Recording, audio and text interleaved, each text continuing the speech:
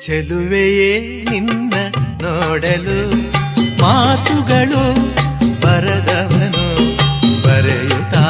ಹೊಸ ಕವಿತೆಯ ಹಾಡುವ ನೋಡಿ ಅಂದವನು ಚೆಲುವೆ